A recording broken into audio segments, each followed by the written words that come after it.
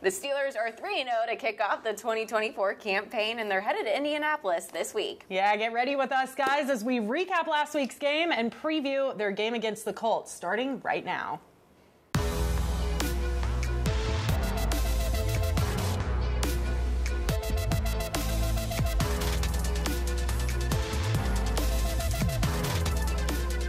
What's up, everybody, and welcome back to episode 4 of Every Blade of Grass with Cole and Cass. Alongside Cassidy Wood, I'm Suzie. Cole and the Steelers, for the first time since 2020, kicking off the 2024 season 3-0. They're one of 5 teams left undefeated in the National Football League. It's time for that first quarter of today's show. We gotta go over Justin Fields' play against the Chargers. Yeah, Suzie, I have never been so happy to be so wrong. You predicted it last week that Fields would have 2 touchdowns. I said they'd be lucky if they got into the end zone once. They managed to do it twice, come out with the win. The offense looked explosive, and Justin demanded it, and he looked comfortable doing it. And that's the thing with Justin Fields. He might be young. He might just be 25 years old. However, the more comfortable he gets with this offense, the more confident he's going to become as a Steeler. But before we talk more about the offense, let's talk about that shutdown defense that we saw from the Steelers too. Yeah, I mean, it was just incredible. 5 sacks. Nick Herbig coming out there has 2 sacks, 2 TFLs. I mean, that kid, we watched him play in the preseason. He had a great game in Detroit, but to see him go out there and put on a performance like that was incredible. We saw a sack from TJ Watt, a sack from Cam Hayward. Really just everybody you wanted to see doing something on the defensive side did something on Sunday. And just holding the Chargers to 61 rushing yards. I mean, an incredible effort by the defense, which again isn't surprising. Now number 1 in the NFL, making the jump from 9-1 in just 1 week with the performance that they had against the Chargers. Yeah, averaging just, I think it's 8.6 points per game. The number 2 team right now is the Seahawks, and they're averaging over 14. So a huge disparity there between the number 1 and number 2 defenses in the NFL right now, and the Steelers sitting mightily on top. And speaking of defense, it's going to be a big theme as we look ahead to this week against the Indianapolis Colts. Yeah, that's right. And let's hit that second quarter. We do want to talk again about the offensive line. Troy Fautanu has been placed on injured reserve officially, so Broderick Jones will be getting that start now. And man, Suzie, he really was able to bounce back after that terrible performance in Denver. And that was the whole idea that Mike Tomlin had about keeping him in the mix, right? He didn't want Jones's confidence to be hurt just because Fautanu might now be in the picture. He wanted Jones to still have that confidence with his game. Now, that's a little bit hard whenever you think somebody is taking your position.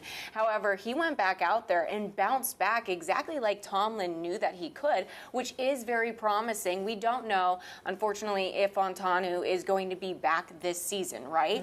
But if he is, this is a really good look for Jones moving forward because, again, it gives you those 3 options at the tackle position. Yeah, and it was so good to see him do that against such a strong defense in the Chargers. I mean, we talked about it all last week. The Chargers were one of the strongest defenses in this league. So for Broderick to be able to go out there, block as well as he did, give Justin Fields that time for those 2 touchdowns, I think it was just awesome to see. Rolling with those injuries, though, we do want to mention Alex Highsmith and Jalen Warren both did not practice today on Wednesday, and they're not expected to play this weekend. We did see both of them go down on Sunday against the Chargers, Jalen with his knee injury. Coach Tomlin did say something about that injury. You can go ahead and take a listen. He was limping in game. In the latter part of the game, I kind of noticed it, and I pulled him from the game because I know Jalen's tough. He's just going to go.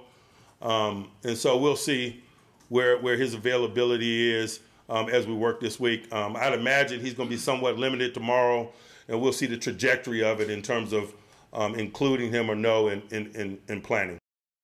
So Jalen Warren out this week with that knee injury, and then with Highsmith, his groin, multiple weeks. It's going to take him a while to bounce back from that. But luckily, that linebacker room is pretty stacked, so hopefully the Steelers don't miss him too much.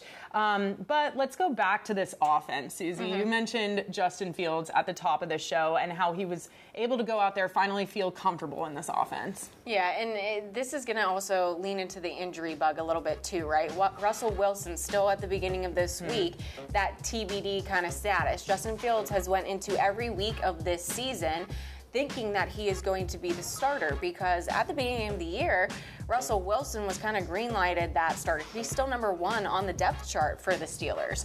So for Justin Fields, I think if Russell Wilson even does become an option come Sunday, which I do not think is likely with just how the past weeks have gone, I still think that you leave Justin Fields in the driver's seat for this 3-0 Steelers team. Yeah, definitely. I mean, Fields on Sunday completed almost 80% of his passes.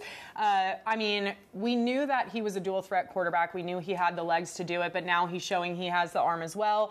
Bottom line, let's say the Steelers go into Indianapolis on Sunday, pull out a win, and they're 4-0. I mean, Tomlin did say on Tuesday they're preparing with Justin as their starter this week. So Russ will likely not be starting this week. But let's say they go into Indianapolis, they get the win, they're 4-0, and then next week Russ is looking good again. In my mind, bottom line, do you bench a 4-0 quarterback for a veteran like Russ, who has been around for over a decade? You know, he has that Super Bowl experience like we talked about in the preseason. But I think bottom line is you got to ride the hot hand. You can't bench a 4-0 QB. Yeah, I take back everything I said in episode 1. So we're going to delete that off of the YouTube page, okay? Because at this point, just ride Justin Fields. Make sure that you're taking him every single game as long as the Steelers are winning. Because not only is Justin Fields getting more comfortable with this Steelers offense, the offense is also getting more comfortable with Justin Fields in the way that he plays.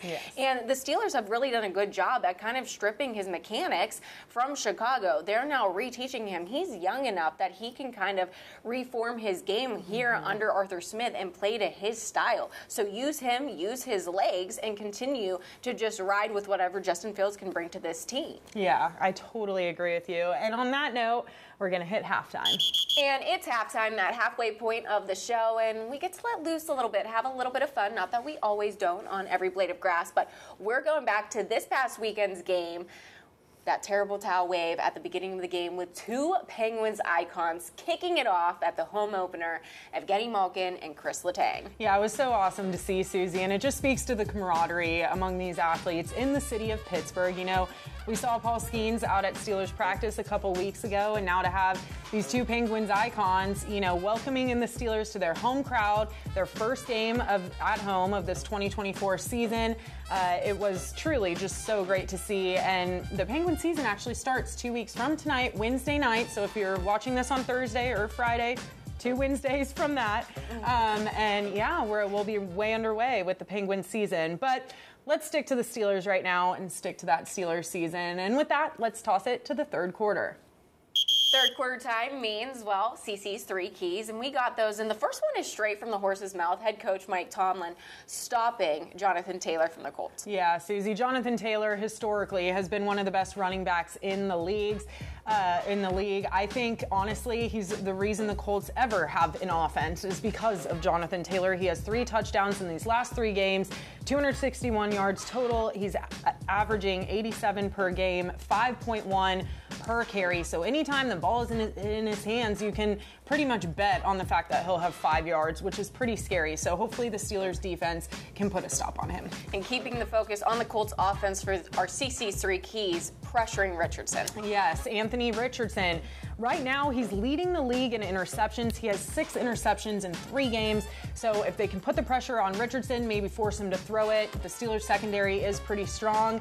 Who knows? Maybe we'll see a Steelers pick 6 this weekend. This is my favorite key ever because I came up with the title of it, but utilize your Pickens on Sunday, Steelers. Come on. Yeah, use George Pickens. The Colts defense is one of the lowest in the leagues right now. They're ranked 31st overall, 27th in their secondary. So utilize George Pickens. You know, he had some big plays against Denver, that big catch that got called back because of the holding penalty, a touchdown that got called back because of the holding penalty. So seeing him incorporated in the game plan a little bit more on Sunday is going to be a huge key. Those are your CC's 3 keys, and now we'll be making some pickings ourselves coming up in the fourth quarter. And welcome into the fourth quarter where we make our predictions for this upcoming game. Again, the Steelers heading to Indianapolis to take on the Colts, hopefully keeping that record perfect. Suzie, first of all, who do you think is going to win this one? Who's going to come out on top? I think that the Steelers get another dub. I'm thinking that they win 23-13. Okay. So a little spicy. They keep the Colts at bay. They still don't score a ton of points, but they still pull off another win and remain undefeated. I'm right alongside you. I think maybe because last week I was so bad at this, I'm just going to, go the whole other end of the spectrum with this one. I'm thinking 30-10, Steelers win. Hit that 30-point mark, and it'll be a very exciting game. And let's see if Vegas agrees with us. So right now, Vegas has the Steelers at -1.5. Suzie and I both obviously think that's going to go way over with our score predictions.